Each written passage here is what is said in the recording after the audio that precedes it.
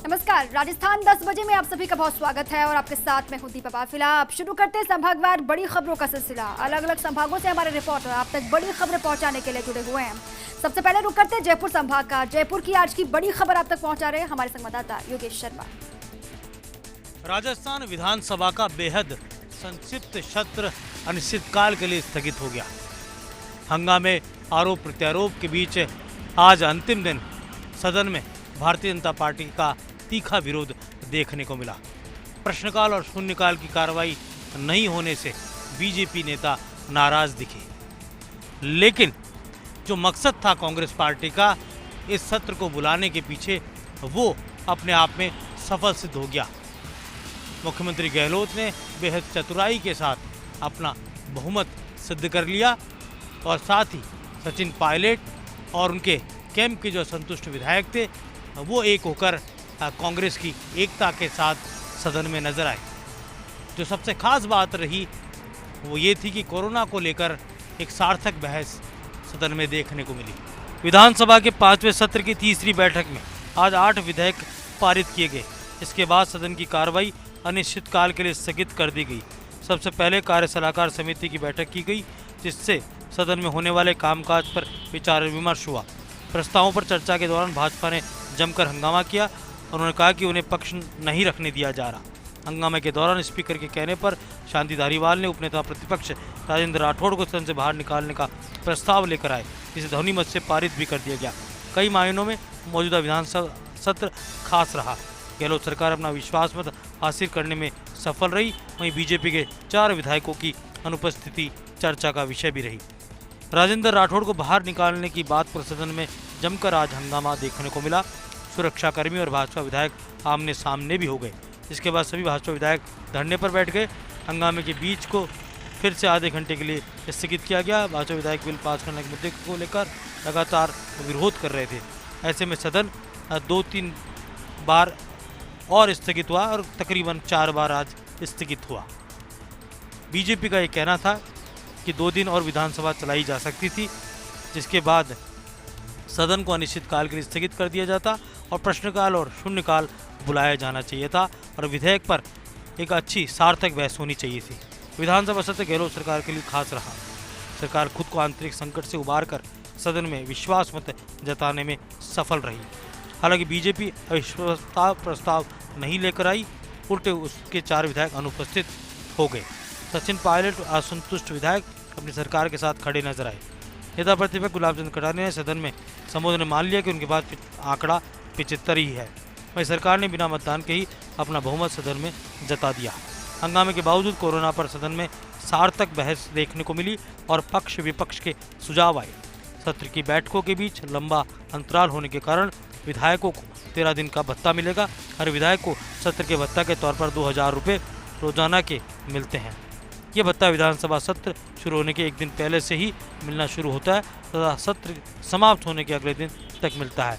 इस बार 15वां सत्र 14 अगस्त से शुरू हुआ, यानी 13 अगस्त से भत्ता मिलना शुरू हो गया है। अब 24 अगस्त से सत्र स्थगित हुआ, ऐसे में 25 अगस्त तक का भत्ता मिला। 5 साल में पहली बार ऐसा हो रहा है कि विधायकों को बैठक से 4 गुना ज़्यादा दिनों का भत्ता मिलेगा। बहरहाल ये ऐसा सत्र भी रहा जब प्रश्नकाल और शून्यकाल नजर रहे, शायद ऐसा पहली बार ही हुआ। राजनीतिक तौर पर विधानसभा सत्र के खास मायने हैं। सबसे पहला कि विधानसभा का ये सत्र जिस मुकम्मल उद्देश्य के लिए कांग्रेस पार्टी का राज लेकर आया था, उसमें वो अपने आप को सफलता के तौर पर सिद्ध करते हुए नजर आए और ये साबित हो गया कि सदन में भी अशोक गहलोत ने नैतिक विजय हासिल कर ली। वहीं भारतीय जनता पार्टी को अपने खुद के संकट से ही जूझना पड़ा।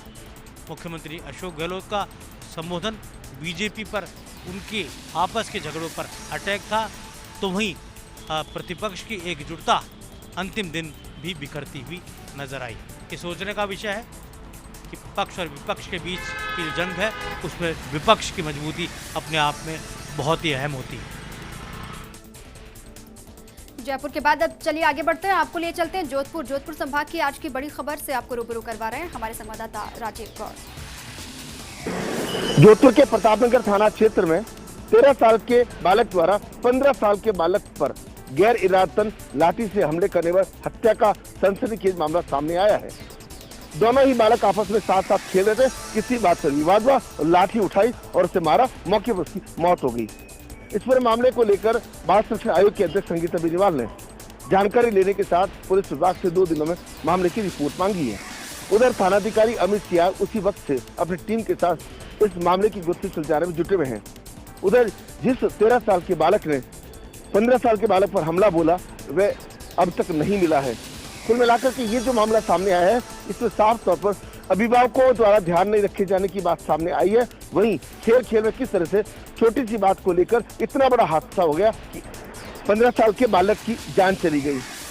इस पूरे मामले में जब तक 13 साल का बालक हिरासत में या संरक्षण में नहीं आता है और पूछताछ नहीं होती है और पूरे मामले पर से पर्दा नहीं उठता, तब तक ये रहस्य बना रहेगा।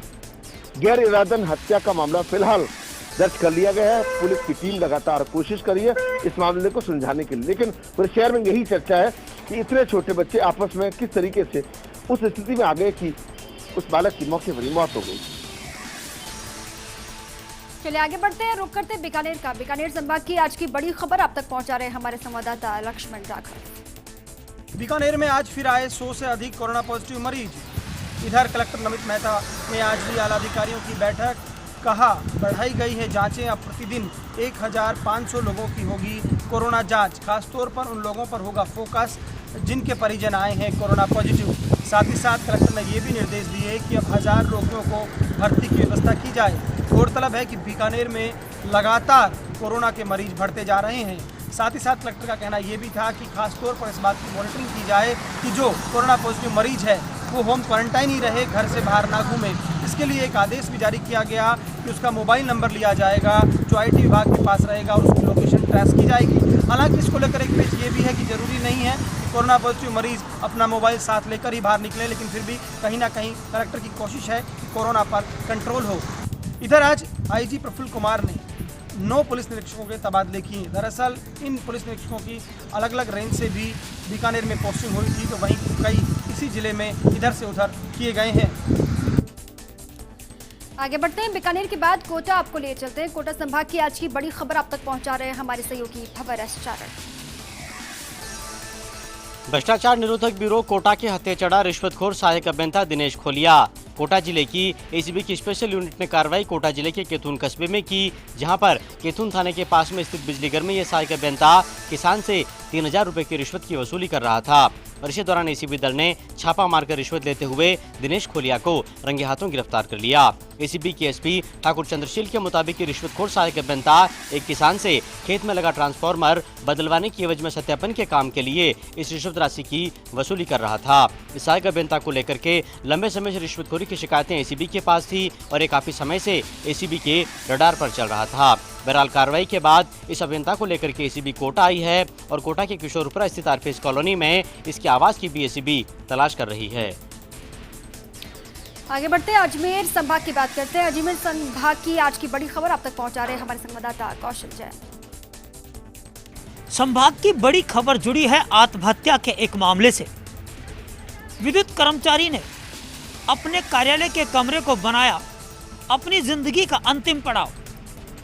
पंखे के पाइप पर लटक कर दी जान। ग्रिड सब स्टेशन पर फांसी लगाकर आत्महत्या कर ली। कर्मचारी के आत्महत्या की खबर फैलते ही डिस्कॉम में हड़कंप मच गया। पिछले 1 महीने से निलंबित चल रहे कर्मचारी मुराद का हेडक्वार्टर बिनाए तय किया गया था, लेकिन वह पिछले 3 दिन से लगातार विजयनगर में रहा और आज जब ऑफिस में कोई नहीं था तो फांसी लगा ली। विजयनगर एवीवीएनएल के सहायक अभियंता त्रिलोक सिंह चौहान ने बताया कि मृतक मुराद विजयनगर स्थित रिको एरिया में जीएसएस पर कार्यरत था तथा कुछ दिनों से निलंबित चल रहा था। निलंबन काल के चलते वह आज रिको एरिया में जीएसएस पर पहुंचा, जहां उसने अपने जीवन को अलविदा कहते हुए पंखे पर फांसी का फंदा लगाकर अपनी जान दे दी।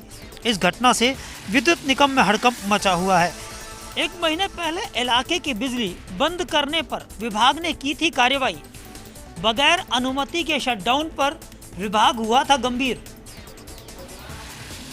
अब चलिए उदयपुर संभाग आपको ले चलते हैं। संभाग की आज की बड़ी खबर से आपको रूबरू करवा रहे हैं हमारे संवाददाता अनुपम दीक्षित।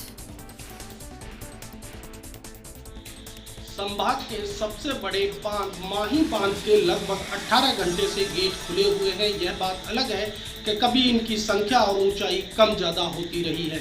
अब तक माही डैम से 166.567 मिलियन क्यूबिक मीटर पानी डिस्चार्ज किया जा चुका है। जैसे ही माही डैम के गेट खुलते हैं, हजारों की संख्या में लोग इसे देखने के लिए आते हैं, पर कोविड-19 के चलते इस बार ऐसा नहीं हो सका है, क्योंकि यहाँ पर जगह जगह पुलिस का जाब्ता तैनात है और एक ऑटो और माइक के जरिए पूरे माही डैम क्षेत्र में इस बात की मुनादी कराई जा रही है कोई भी व्यक्ति डैम देखने के लिए नहीं आए। बावजूद इसके गुजरात, राजस्थान के साथ ही एमपी से बड़ी संख्या में दर्शक कल भी यहाँ पर पहुँचे पर्यटक और आज भी पहुँचे, पर उन्हें डैम देखने का नज़ारा बिल्कुल अपनी आंखों में कैद करने का मौका नहीं मिला, क्योंकि पुलिस इन लोगों को नहीं जाने दे रही है। लाखों लोगों की रोजी रोटी पर भी संकट आ चुका है, पर बारिश अभी रुकने का नाम नहीं ले रही। पर इसके साथ सबसे महत्वपूर्ण बात यह है कि बीते 3 दिन में माही डैम में 9 मीटर से ज़्यादा पानी आया है, जो कि एक इतिहास बन गया है। इससे पहले अचानक पानी की आवक वर्ष 2006 में हुई थी, तब एक ही दिन में 9 मीटर रिकॉर्ड पानी माही डैम में आया था। आगे बढ़ते हैं, रुक करते हैं भरतपुर संभाग की आज की बड़ी खबर आपको बता रहे हैं हमारे संवाददाता विनोद तिवारी। कोटा बैराज से छोड़े गए पानी की चंबल नदी में बड़ी आवक। नदी बह रही है खतरे के निशान से ऊपर। 129.79 मीटर है खतरे का निशान। 130.90 पर बह रही है चंबल नदी। कोटा बैराज से हो रही पानी की निकासी के चलते अब धौलपुर से गुजरने वाली चंबल नदी में पानी की आवक बढ़ने लगी है। फिलहाल चंबल नदी का जलस्तर 130.90 मीटर है, जो कि खतरे के निशान से 1 मीटर 11 सेंटीमीटर अधिक है। चंबल नदी का खतरे का निशान से ऊपर बहने के चलते जिला प्रशासन ने अलर्ट जारी कर दिया है। वहीं निचले इलाकों में बसे गांव के लोगों को सुरक्षित स्थानों पर पहुंचाने की सलाह दी गई है। जिला प्रशासन की ओर से पटवारियों और कानूनगों को भी गांव में तैनात कर दिया गया है। बैराज से छोड़े गए पानी से नदी के जलस्तर में अभी और भी बढ़ोतरी हो सकती है। सुरक्षा के लिहाज से सागरपाड़ा चौकी के जवानों को मौके पर तैनात कर दिया। अचानक नदी में आए उफान के बाद निचले इलाकों में रहने वाले ग्रामीणों में अब अपनी फसल की चिंता भी देखी जा रही है। अगर बैराज से और अधिक पानी छोड़ा जाएगा तो कई गांवों में पानी पहुंचने के आसार भी बन सकते हैं। नदी में बड़ी पानी की आवक से निचले इलाके के लोगों की बढ़ रही हैं चिंता की लकीरें। प्रशासन के अलर्ट के बाद निचले गांवों को किया जा चुका है अलर्ट। अगर जलस्तर और बढ़ेगा तो किसानों की फसल को होगा खासा नुकसान। चलिए, और इसी के साथ ही अपने अपने संभागों की बड़ी खबरें दर्शकों तक पहुंचाने के लिए आप सभी का बहुत शुक्रिया। खबरें